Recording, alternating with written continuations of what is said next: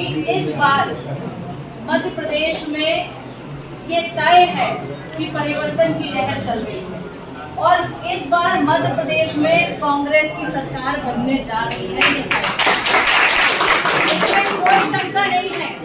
एक पल को भी आप सोचे कि होगा कि नहीं होगा, 100% प्रदेश में सरकार कांग्रेस की बनेगी। और ये पिछले चुनाव में हम सबने देखा था, जब कोई हवा भी नहीं थी, कोई बात भी नहीं थी कि कांग्रेस की सरकार बनेगी, लेकिन कांग्रेस की सरकार बनी थी। और उस समय जो सरकार को तोड़ने का काम किया है, मैंने अगर भारतीय जनता पार्टी छोड़ के इधर आई थी, सिर्फ यही थी कि हम पढ़े लिखे हैं, हम जानते हैं भारत देश हमारा एक ऐसा है कि जो जनता के मत से चलता है। डेमोक्रेसी नाम की कोई चीज है और उसको खत्म करने का काम अगर मध्य प्रदेश के इतिहास में पहली बार हुआ था, पिछले चुनाव में हुआ था, सही की गलत बताइए। तो ये चीज, क्योंकि एक अधिकार है हमारा वोट डालने का, अगर वही हमसे छीन लिया गया। पहले सुनते थे कि वोट बिक रहे भैया, कहीं पे कोनिकों में वोटर ले रहे, लेकिन अब तो ये जानने में अचंभा होता है कि बड़े बड़े नेता, विधायक और मंत्री बिक रहे हैं।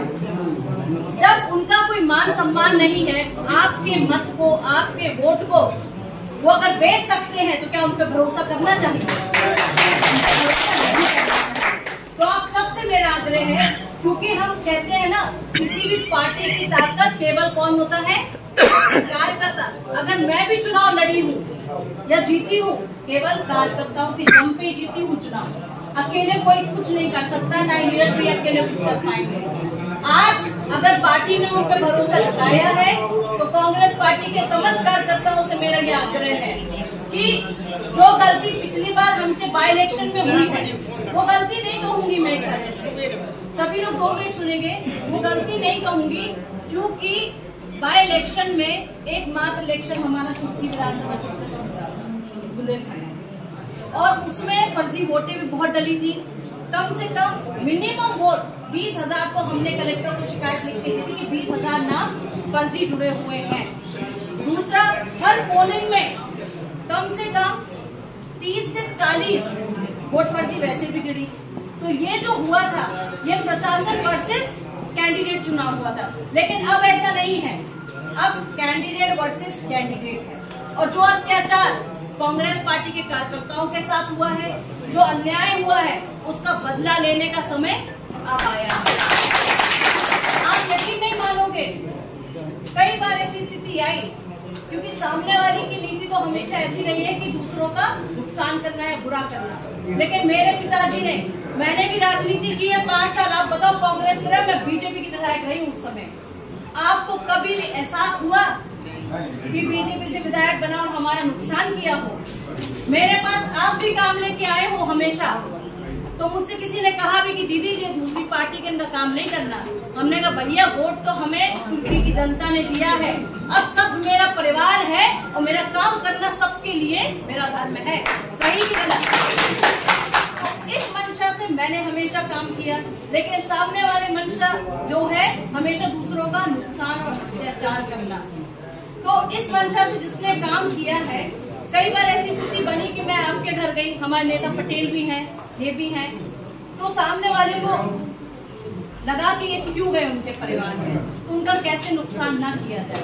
अगर मेरा नहीं आना हुआ उसका एक कारण और था, क्योंकि मैं तो संपन्न परिवार से हूँ, कोई कमी तो नहीं है ना। राजनीति को मैंने अपना काम बनाया है, राजनीति में केवल सेवा भाव से जनता के लिए जो नहीं हो सकता था उससे ज्यादा, अपनी क्षमता से ज्यादा काम किया है।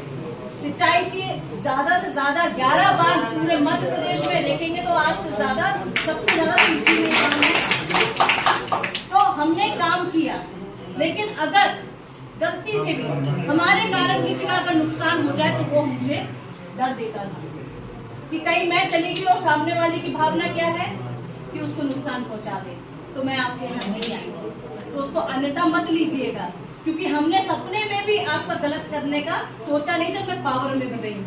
तो उस चीज को आज हम समझें और सामने वाले ने जो भी गलत किया है, चाहे हमारे राजकुमार धनौरा भी, आज उनका परिवार भी, रामस्वरूप भैया है यहाँ पे, उनका परिवार भी बहुत परेशानियों से गुजर रहा, मुझे पता है। हमारे तो बिल्कुल परिवार जैसे संबंध रहे हैं, नीरज शर्मा जी भी आज छोड़ के अगर पार्टी कांग्रेस में आए तो कोई ना कोई कारण रहा होगा। मुझे पता है मैं कांग्रेस से लड़ी, लेकिन उनकी माता जी शांति तो मैं गई थी। कहीं ना कोई कुछ ना कुछ तो परेशानी रही होगी जो इस पार्टी में आए हैं। लेकिन जब अब आए हैं तो उस चीज को हमको पूरी तरह से कैसे हम उसको पलट सकते हैं, वो केवल आपके हाथ में है। मैं आपसे स्पष्ट कह देती हूँ, आज ये जो कार्यक्रम हो रहा है, बैठक हो रही है, इसमें सबने अपने अपने रूट बना लिए हैं। ये आज एक बैठक करके हमारे अध्यक्ष जी को सौंप दीजिए।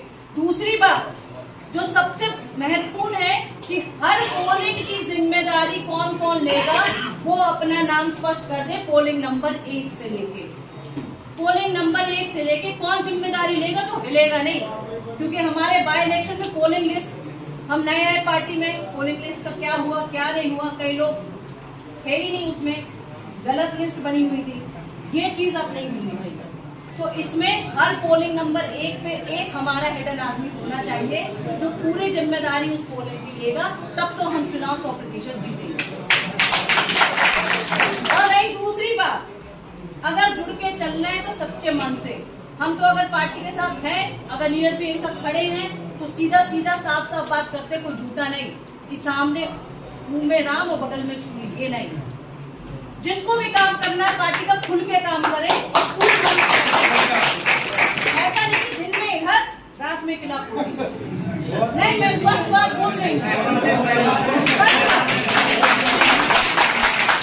ये हमारे साथ बाय इलेक्शन में हुआ है और कई लोग इसका आज भी प्रमाण है, चाहे वो दिलीप पटेल हो और भी नाम है जो मंच पे तो रो रहे हैं आंसू, लेकिन धीरे से काम उनका किया। तो इसमें जीत और हार का विषय नहीं आता है, इसमें धोखेबाजी हमारे कैंडिडेट और हमारी पार्टी के साथ नहीं होना चाहिए। इस बार अगर हमने टिकट नहीं मांगा उसका एक ही कारण है कि जब हम लड़ते हैं तो तोल मोल का भाव हो जाता है। ये चीज नहीं चलनी है इस बार हमको चाहिए कैंडिडेट ऐसा, कोई तोल मोल नहीं। इस बार तो हमें लगता है कि नीरज भैया के साथ कार्यकर्ता अपनी पूंजी लगा देगा, सही नहीं? भावना से जब अपनी पूंजी लगती है ना कहीं, तो उसकी कीमत क्या होती है, ज्यादा। आपका 10 या 100 रुपए भी लगा, अरे भैया हमारा लगा है तो हम 2 वोट तो डलवा ही देंगे। जब हमें मिल गया है तो हम क्या करेंगे, अरे मिल गया भैया देखा जाएगा, खत्म। तो इस चीज को हम सब ध्यान रख लें कि इस बार नीरज शर्मा चुनाव नहीं लड़ रहे हैं, इस बार कमलनाथ जी चुनाव लड़ रहे हैं और मध्य प्रदेश के लिए हम जनता चुनाव लड़ रही है कि हमारा भविष्य सुरक्षित हो। तो इस बार का चुनाव हमारे भविष्य के लिए है। अगर आपको अपना भविष्य सुरक्षित करना है तो इस बार हमको प्रदेश में और सुर्खी में, तो बस इतने ही मेरा आग्रह और निवेदन है आप सबसे। जो मेरे अनुभव थे वो मैंने आपसे बोला, अगर बूथ जीता तो चुनाव जीता। क्या है, बूथ जीता तो चुनाव जीता। बस इतना सा 2 शब्द याद रख लीजिए कि बूथ जीता तो चुनाव जीता। तो हम स्पष्ट रूप से पूर्ण तरीके से विजयी होके आएंगे और हम सब जीतेंगे। जय हिंद, जय भारत।